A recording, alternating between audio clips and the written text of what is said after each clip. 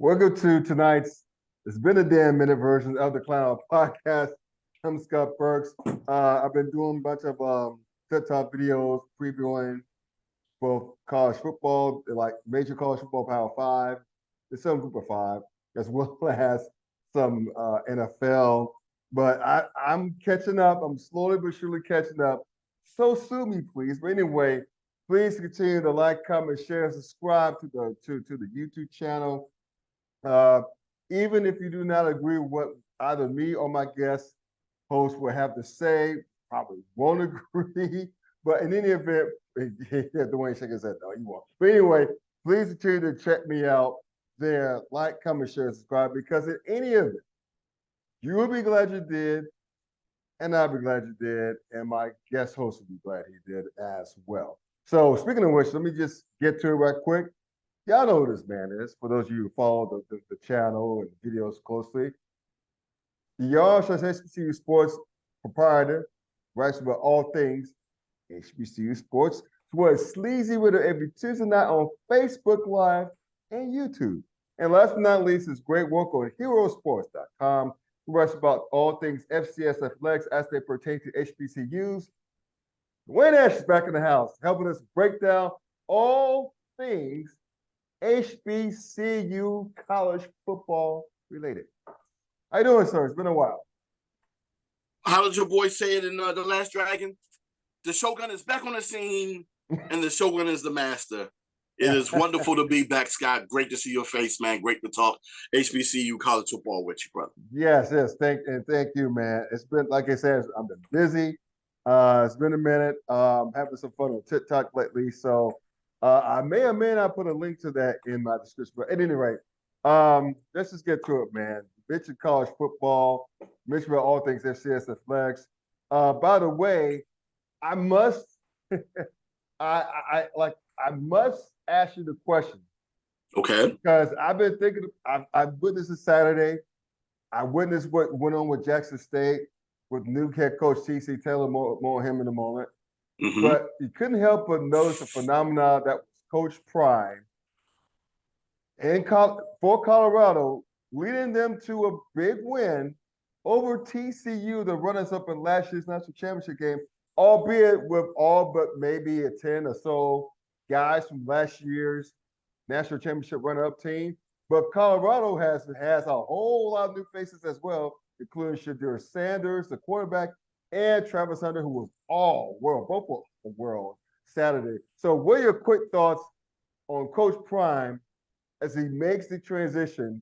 Looks to be a successful one so far at the one game, albeit, from Jackson State to Colorado. Man, you know my quote. Don't bust that nut just yet. I will say this. I won't diminish the fact of what happened on Saturday. Not at all. Okay. The entire world, for the most part, except for, the primites, as I like to call them, and those that went ahead and decided that, they just were going to take a flyer on Deion Sanders and say that 21 points down, right. I'd at least, take the spread. If anything, there's no way in the world that this dude is going to go ahead and just, there's no way in the world Colorado's going to lose by 21 points. Right. But then, of course, you had the blind followers that just believed in Deion and thought he was going to upset the world. After that first drive, I said, we might have a game if they can get out to at least a 10-point lead. And that's what happened. What was it, right. A 14-point lead? What would they go, 14-7, something like that? Yeah, 14-7. The biggest lead was probably about 7 or 10 points.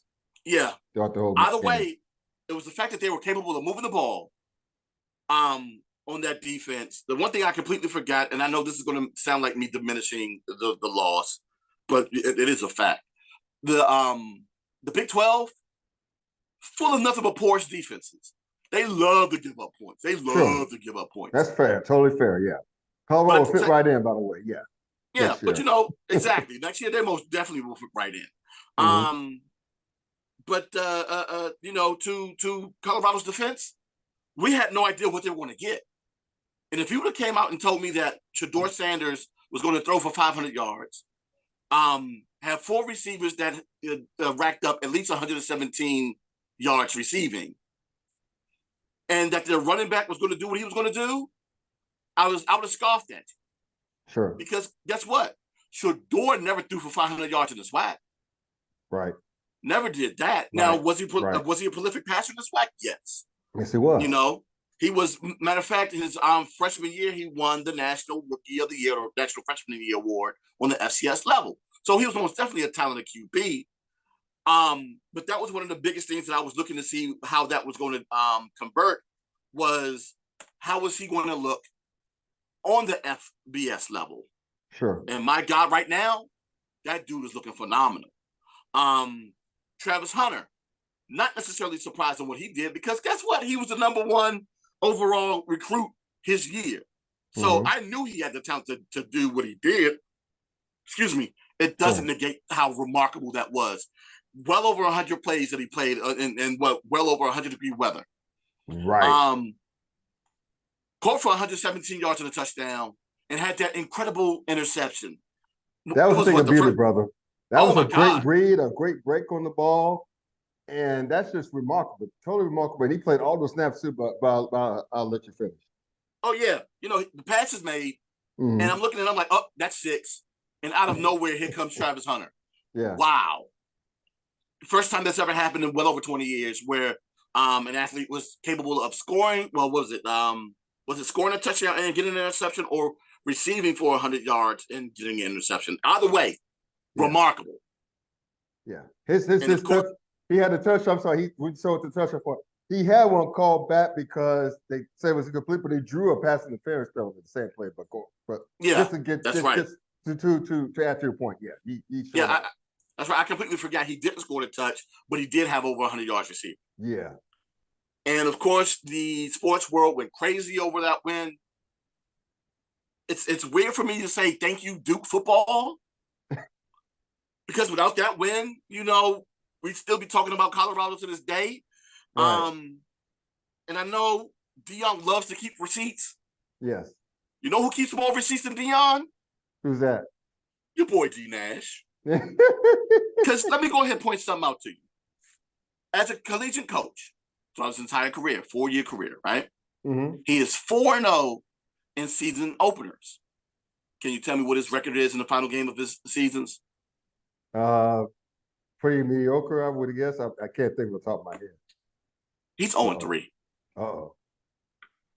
He's 0-3. Just a reminder, you know, it's not how you start, it's how you finish in college football, buddy. In all sports, really. It's not how you start, it's how you finish. Because chances are your last game, if you've done your job, should be the championship game. And if you're in that championship game and you win that last game, then you did something. You get to that title game and you lose. I know you're going at. I know exactly where you're going. You know what, man? This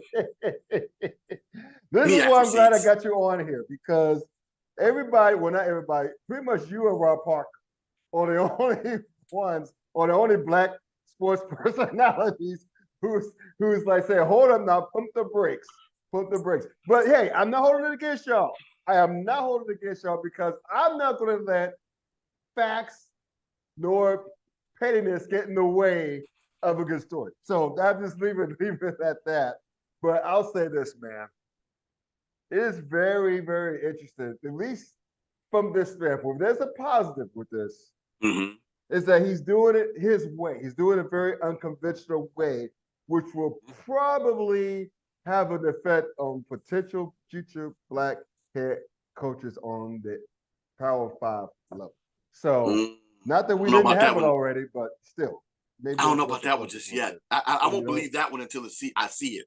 But I will say that my trepidation is more so with me being a Washington sports fandom, dealing with that my entire life, and seeing wonderful starts. And outside of the Redskins / Command, well, only Redskins because Commanders ain't done it yet. But outside of watching the Redskins in my lifetime, not a lot of times where I've seen great finishes here in DC. Thank God I'm also an Atlanta Braves fan. My God, because I don't know what I would do. Oh, dude. Yeah, about to say Braves fans. They probably like, until like a few years ago, y'all probably like still have PTSD from coming up short in the 90s. Win And all that's those damn division titles. exactly right. That's another time where I know where things start out well and don't end well, being a Braves fan. So, I've seen the best of both worlds with that. So, Yeah. again, it's wonderful win. Mhm. Everyone is most definitely criticizing exactly how he's handling everything and how he's dealing with recruitment and the fact that he had to bring in 86 players into his team. Yes. He said, if it wasn't for the fact that it was insane, right? So the fact that he said he was going to cut 20, the other 60 plus decided to leave. Right. Completely unconventional.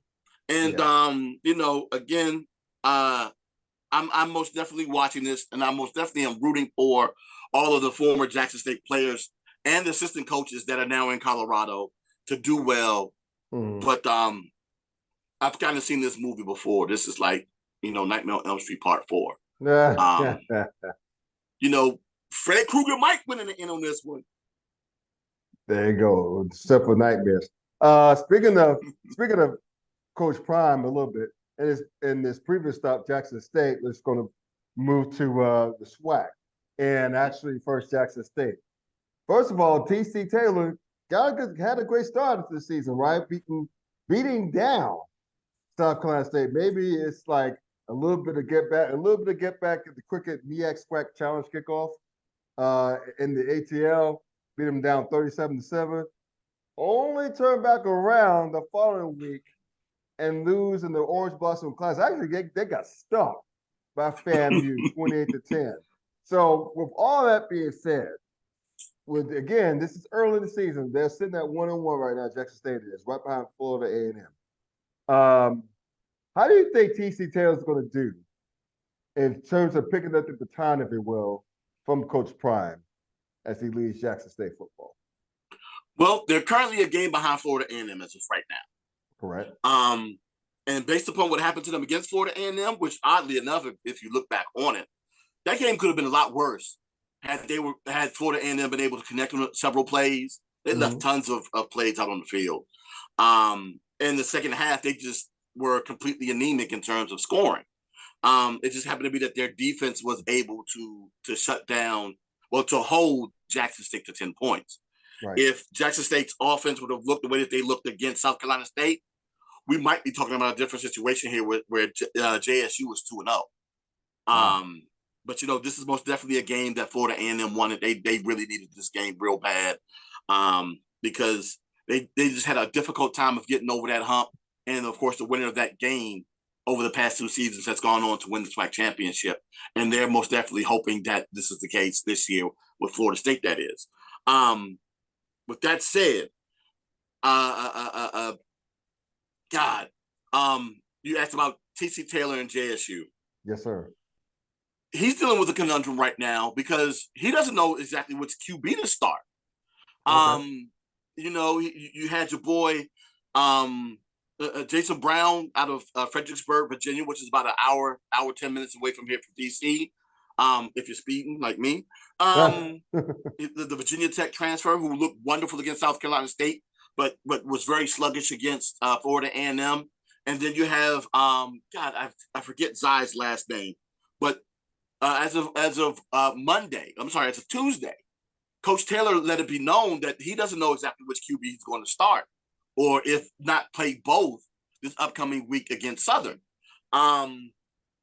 So in a rematch of the 2022 championship game. So they're going to most definitely have to get their QB situation in order if they're going to end up competing for the division and catching back up with Florida A&M and hoping that they slip themselves.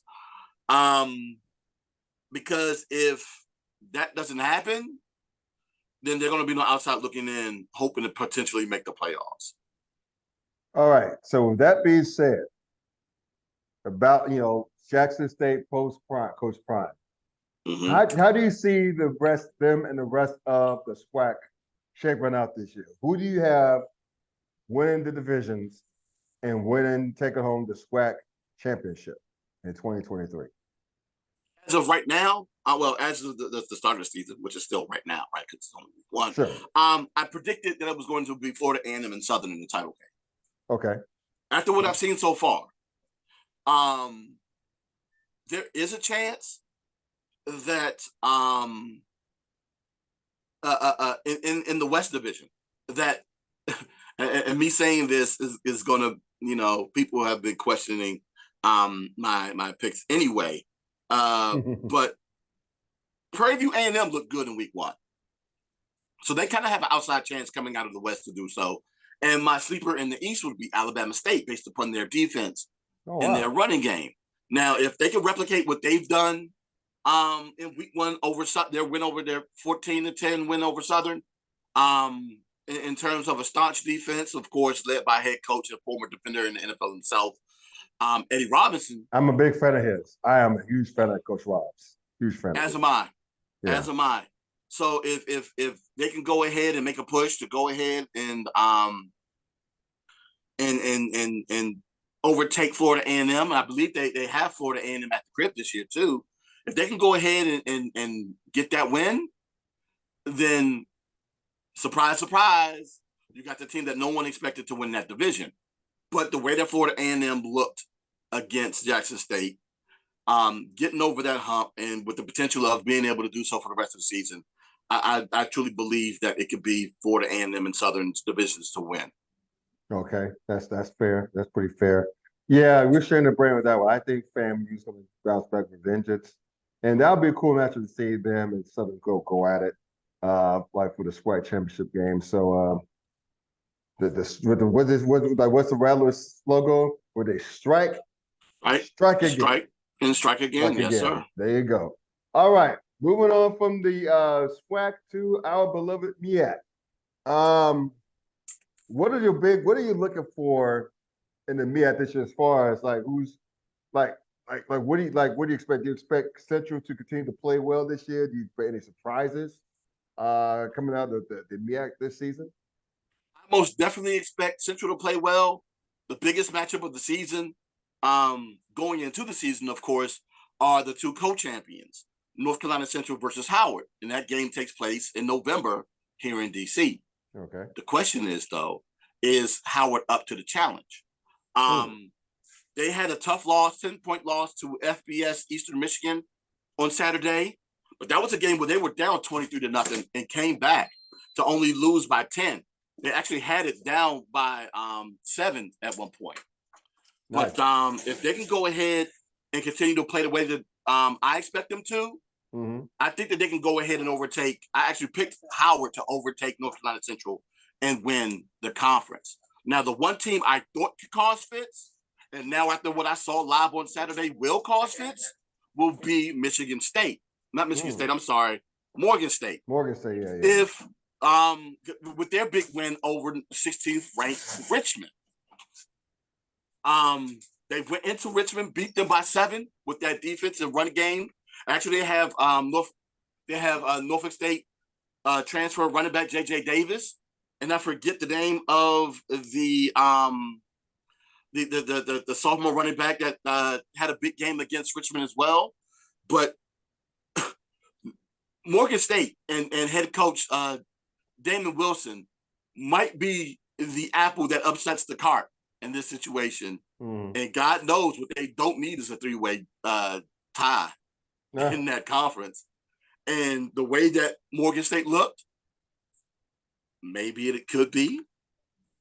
I wouldn't be surprised. But I do have right now Howard winning the conference, but my sleeper pick is Morgan State right now. Well, speaking of Howard, I was impressed with Howard, with the way Howard played against Eastern Michigan. I was very impressed by that. They were down big in the first half with 30-9 at halftime, and then scored 14 and some points to make it a ball game. You know what I mean? To make it 30-23. They just ran out of gas at the end, but that was highly impressive by Howard. So props to those boys and those young men for showing a bit of heart. You know what I'm saying? So it should be pretty interesting in the MEAC. One last question to MEAC. They still have what, 6 teams? 6. Okay. So is there any expansion news on the horizon, do you think? No? So they're gonna be stuck at 6 for a while. Well, I mean, 6 for football, 8 for basketball. Okay, okay. But with football, they don't have any incentive to change 6 right now. Why? I mean, truthfully, why? If all you're playing for is a Celebration Bowl, hell, if you have 4 teams, you play with your 4 and keep it moving. You have dreams of having a playoff team? Maybe that's if the committee, you know, thinks well enough of your conference, which they don't ever. Right. Really. That's been no. Right. Right. Yeah. Right. So now you're hoping that they do that. That's not happening, unfortunately.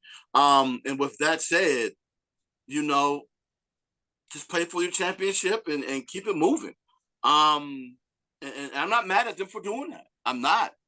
Now, what I would love to see them do, and I know a lot of people question this when I say it anyway, is that they need to go ahead and have a title game. If done right, maybe they could generate a little bit of revenue for the conference. Have another TV game as they go ahead and lead up to the Celebration Bowl. Right. But, maybe they don't want to do it because of the fact that they don't have enough teams. That's something that's been thrown around for years. Even though the excuse originally was they didn't want to do it because they didn't have 12 when they had 11. Then when they got to 10, they still didn't want to do it. Now they got 6. Now, of course, they don't ever want to do it.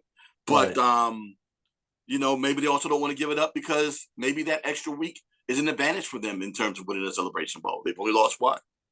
Right. And the SWAC commissioners come out and said that if it wasn't for the fact that they had that extra game, not extra game, the extra week of preparation, that's the reason why they're so successful in the Celebration Bowl. But I also ask, what about those other games in the 2000s where they've been beaten by the MEAC? But hell, as of right now, the SWAC is now leading. They now have a lead in the last 5 MEAC SWAC challenges. They're now 3-2 in those games. Yep. So there's, even though the MEAC overall holds the lead in the MEAC SWAC challenge, the SWAC has most definitely looked better in those challenges in recent years. But one thing with Buddy Pugh, unfortunately, he's had slow starts dating back to 2016. Going back that far, he's actually 5-18 in the months of August and September. But he's 500 and better afterwards with a Black national championship. So he seems to do something right later on the season. So right. I'm not necessarily counting Buddy Pugh out either right now. But yeah, as of right now, I don't see them doing any expansion just yet. And plus, I truly believe that they're still waiting for this whole landscape of college football to settle itself, because the Pac-12 still needs to do what they need to do, and figure out what that necessarily means and how all of that addresses everything else. But yeah, as of right now, I don't think so. All right, we're going to close this FCS block with the orphans, as I call them, because the 3 HBCUs are not in the HBCU conferences. Well, I know who they are. Tennessee State, Hampton, and now beloved North Carolina A&T State University. So that being said, how do you think each of those 3 will fare in their conferences? Like basically Tennessee State in the Ohio Valley, and of course Hampton and our beloved A&T and the CIAA conference. Not well. That was quick. Not well at all. They actually had A&T picked to finish 7th. Wow. And I believe Hampton was picked to finish last in their respective conferences. Well, in the CAA, which is now, of course, the what is it? The Coastal Athletic Conference now. Hey, this is what it is. And then, of course, with Tennessee State in the new Big South OVC merger. Yes, they're kind of middle of the pack right now. And it's just interesting that, with the exception of Hampton, who got a big win over Grambling at the Brick City Classic this past weekend, North Carolina A&T suffered a big loss against UAB. And Tennessee State, of course, was the first HBCU to go visit Touchdown Jesus up in South Bend. Yep. And they took a beat down. So you got those things, right? So I don't necessarily think that they'll be competing for not only a conference title but for a playoff spot. It's gonna be a long year. And as of right now, I'm definitely afraid of what this A&T football team is going to look like, especially if they lose to North Carolina Central this weekend. Yeah, that's right. It's going to be very, very, very interesting, and yeah, it's gonna be crazy, man. It's going to be crazy. I'm afraid. I am afraid. I'm freaking afraid, man. Golly. Woo! Not used to this. I'm not No, used to this. not at all. Not at all. Yeah, but it is what it is, and we just hope for the best. And before we move on to part 2 of this podcast, preview our Division II HBCU conferences, I'm gonna give a quick shout out to our sponsor, BetUs.com. So listen to our sports bettors, your favorite sports book. BetUs.com is back for our 30th year of NFL action.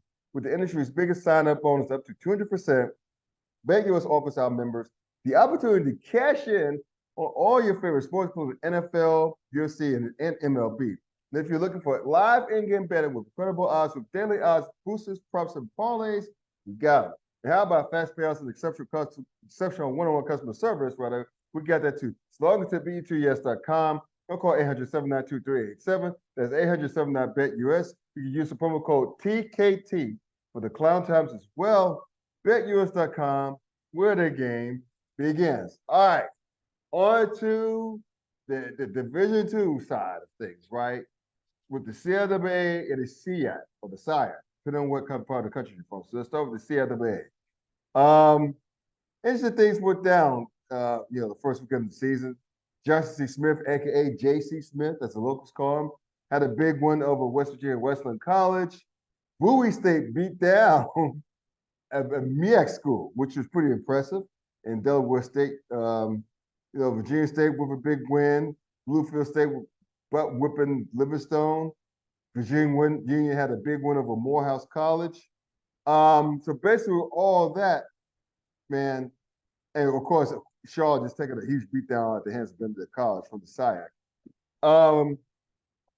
How do you see the CIAA shaking out? I think Virginia Union, which is Virginia State, I think were the favorites last few years. So how do you think things are going to shake out this year?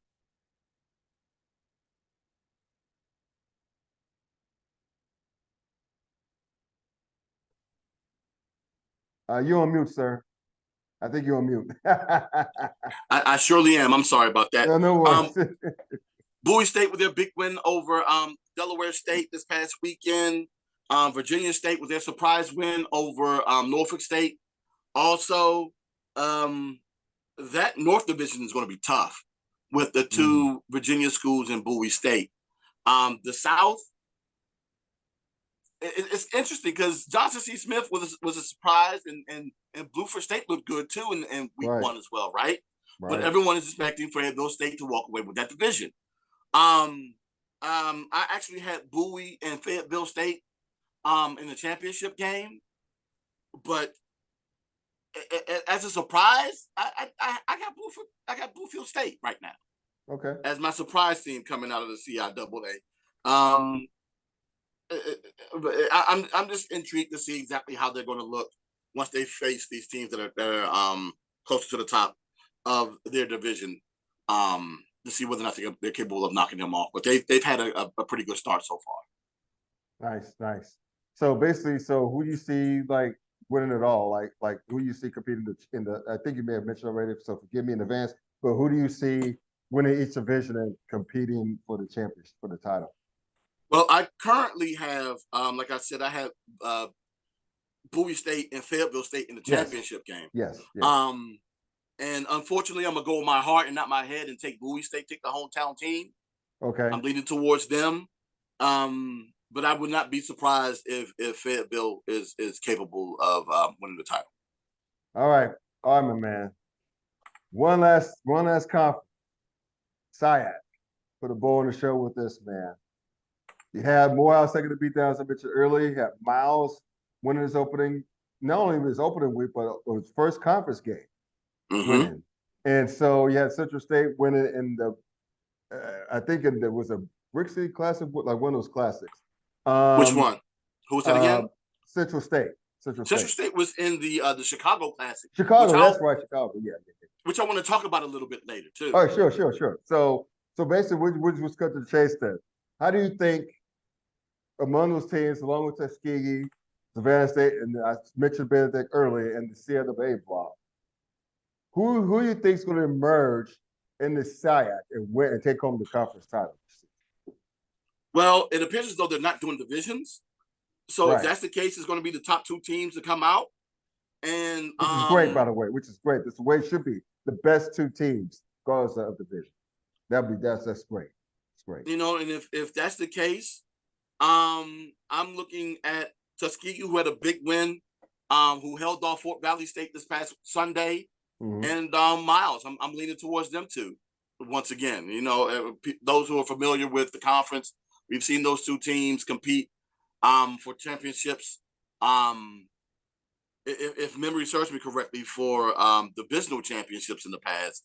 So this might be a situation where the 2 will end up facing off for a conference title altogether. Nice. So you mentioned you have a Central State story, so I'll let you get right to that. So educate us what's going on with Central State. Yeah, that Chicago Classic that happened in Soldier Field, which was Central State actually defeating Mississippi Valley, FBS Mississippi Valley State. Yeah. Complete surprise, but not really, because Mississippi Valley State is dealing with a new head coach. Their better players have all left. But with that said, head coach, what is his name? Kendrick Ward, I believe is his name. The head coach over at Mississippi Valley State during this week's SWAC media day was asked about the Classic.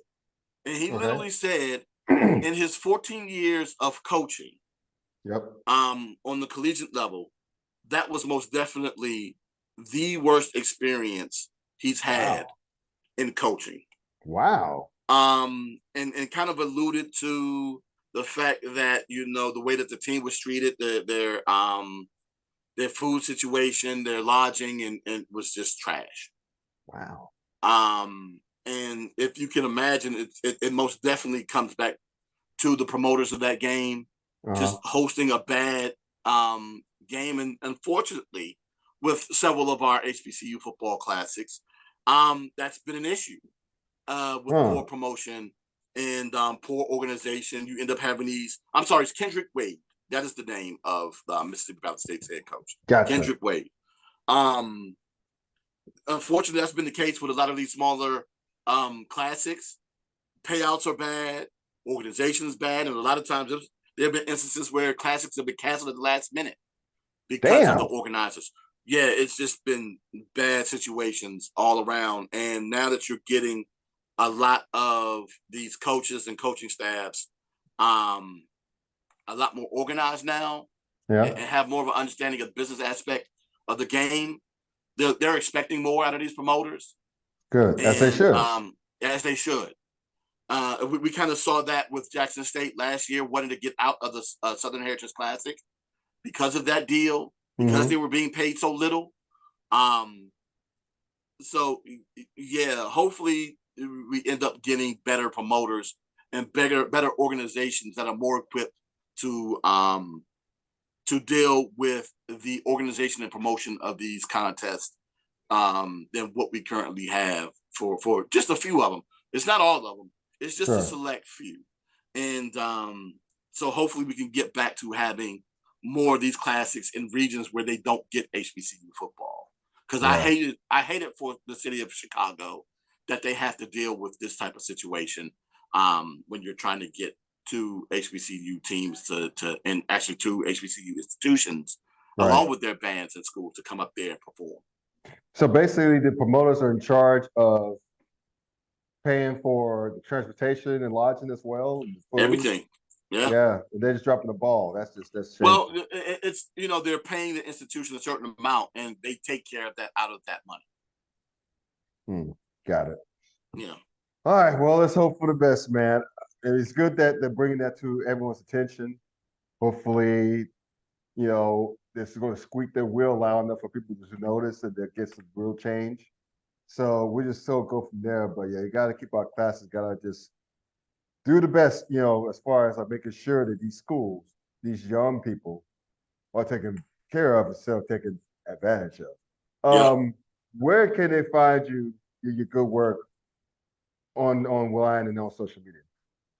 Well, social media, all things the Yard HBCU. That's on all platforms of social media: Facebook, X, Threads, Instagram. You can find me there. And as for my weekly previews and reviews, you can find those for the FCS level on herosports.com. Okay, cool stuff, man. And also, please check this brother's workout. He does a great job.